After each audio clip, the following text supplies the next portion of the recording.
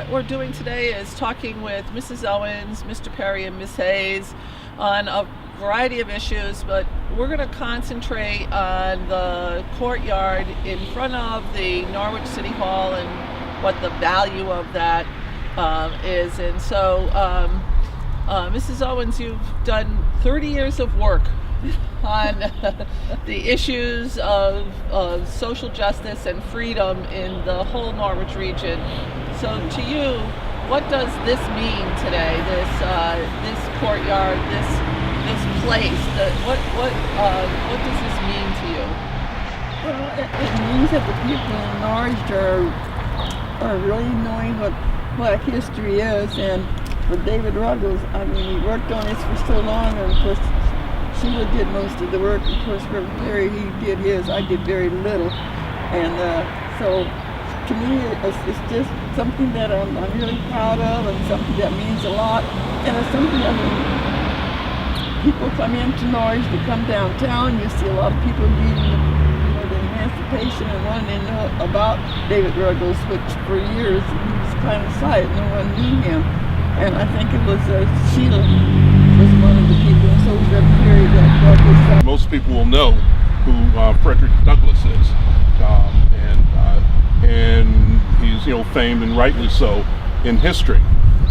Very few people know, even here in Norwich and in Connecticut, know or knew the name David Ruggles. And actually, and you can correct me if I get this bit of history wrong, David Ruggles was actually a teacher and a guide and a mentor of Frederick Douglass.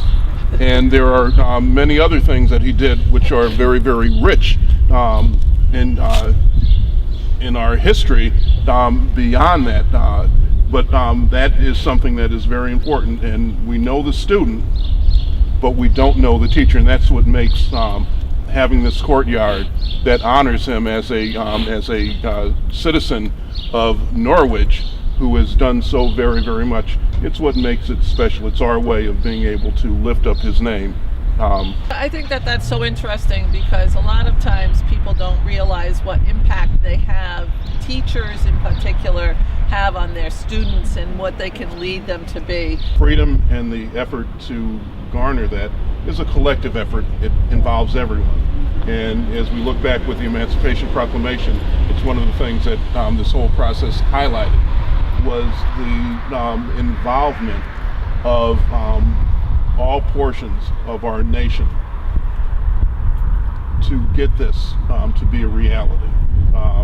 The president, the abolitionists, the former slaves, those from the spiritual community, those from sort of the business community. There was a collective effort to get this to happen, and that's the very thing that is needed, as you're saying, here in Norwich, and actually is going on, to have everyone in the community cooperating for that. And I'm thrilled that having this very, very visible and powerful presence, and I continue to be impressed every time I see this slab with the Emancipation Proclamation listed on it. With it being out here so visible, it is a reminder to our community that all of us are involved in this process, and I would dare say that it would be very, very hard to come by to see it, or just to be in its presence and not to be impacted by it, and to have it draw you into the process, and that thrills me. I like that. I do too, and I think that it is not tiny and tucked away in a corner. No. It's the largest piece of the courtyard beyond the bell, which will carry on in history through the children that helped to forge the bell, and that's sort of one of your main components, is to teach the young people what the history was and to count on them to lead us into the future. I believe we need to motivate and get our young people to advocate just on the education issue as the basis, and then you look at the national level, and I'm sorry to say that I'm disappointed who is going to lead our national education department. We needed somebody that had a very strong background and a very strong commitment to public education. Right. So if there's ever a time that I would say that people and young people of all walks of life, we have first wave immigrants who are now graduating and they're becoming involved in our society here in Norwich. We have generations of people who have been involved. They need to get involved in some aspect of what's going on, and that's going to impact their lives, their children's lives in this city and in the state, because that is so important. I will then tie that into the Underground Railroad, or the Freedom Trail, actually. Underground Railroad to Freedom Trail of the state of Connecticut. This was the first site, another piece of history. This was the first site that that it was explained to us that was actually built to be put on the Freedom Trail, to be put on the Freedom Trail. And that's very important. Norwich actually has, I believe this is the 4th site now on the Freedom Trail in the city. We hope to add the Ellis Ruley site. So that's the next piece of property that we're working on, is the Ellis Ruley project.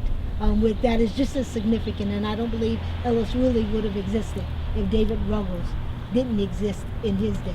It's always important to, again, I go back to the historical aspect of things, and to talk about where we were, where we are, and where we will be is a discussion that we can't shy away from.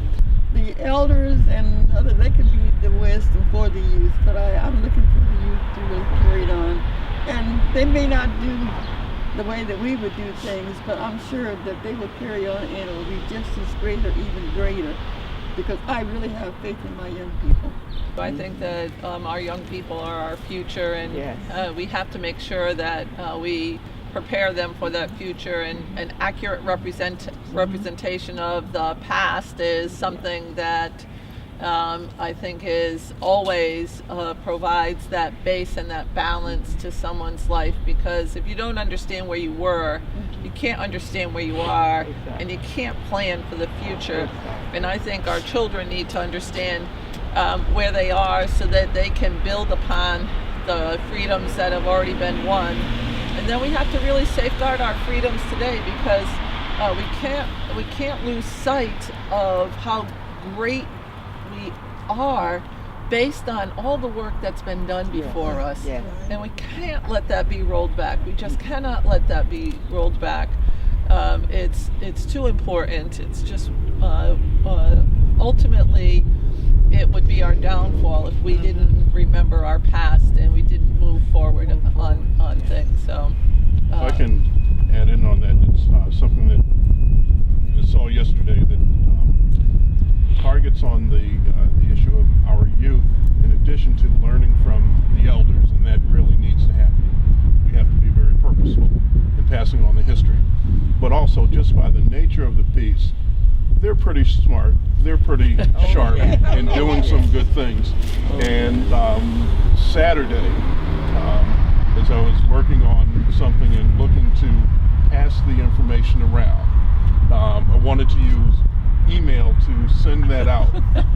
And my children said, "Dad, you're so passe," because using social media is the way to get things around. They say no one does email anymore. And I sort of chuckled at that, but think of it in terms of that sort of we need to also appreciate that our youth are doing or are being very innovative with some things, and that in addition to teaching them, we can learn from them. I just want to thank everybody for coming down this morning. I think it's important to recognize that David Ruggles Courtyard, recognize how important teachers are, and all of you involved in this area and putting Norwich's history to the forefront and honoring people that should be honored and should be remembered, and sometimes they fall through the cracks of history books. And that's why this was important, to actually have the full text was very important to us, as well as the bell. I mean, when people really look at the history of how we put this together, why it was put together the way it was, the history tells the story. Nobody has to go and, figure out whether it's factual or not. The history is told right here in this courtyard, and that's very important to us. Very good facts, and thank goodness for President Lincoln, and let's hope that all presidents remember that they are a president for all, and work to bring us all together, not divide us. We're much stronger together than we are divided. If I can add in as the last thing, that what I thrill about also is with this courtyard being here, it has been and will continue to be sort of a centerpiece for some of the events that call us together as a community. Yes. And first, it's wonderful that as that happens, those from our community who come down and participate will be able to see this and be touched by it.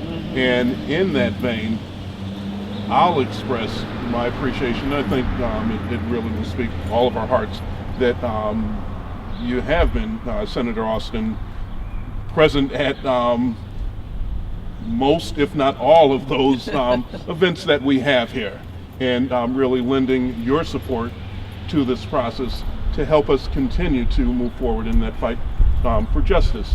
So thank you. Well, thank you very much. I appreciate that. And it's a nice, warm February day. I want to thank you all for coming today, and I appreciate it. And let's honor our President Lincoln and all he did to unite us in one fell swoop.